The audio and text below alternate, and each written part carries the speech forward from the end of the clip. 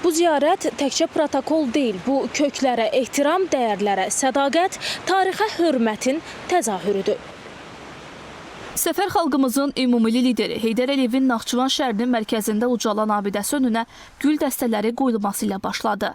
Bu həm də bir ömrün, bir irsin qarşısında ehtiram duruşu idi.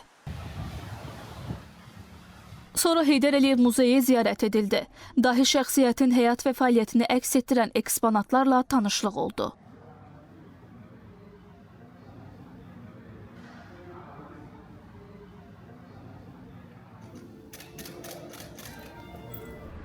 Naxçıvanın memarlıq inciləri, Möminə xatun türbəsi, Xan sarayı, Əcəmi seyrangahında yerləşən açıq səma altındakı muzey də tarixə səyahət, zamanla dialoqa çevrildi. Hər daşda, hər naxışda bir yaddaş, bir kimlik gizlidir bu məkanlarda.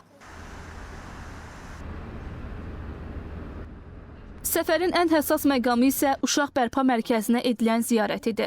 Burada sağlamlıq imkanları məhdud uşaqlar üçün yaradılan şəraitlə tanışlıq oldu.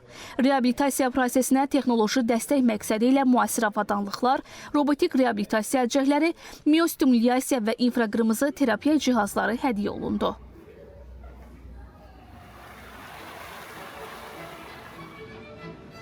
Günün sonunda Naxçıvan Muxtar Respublikasının Mədəniyyət Nazirliyinin təşkilatçılığı ilə Heydər Əliyev sarayında Tağıyev Neft bədii filminin təqdimatı keçirildi.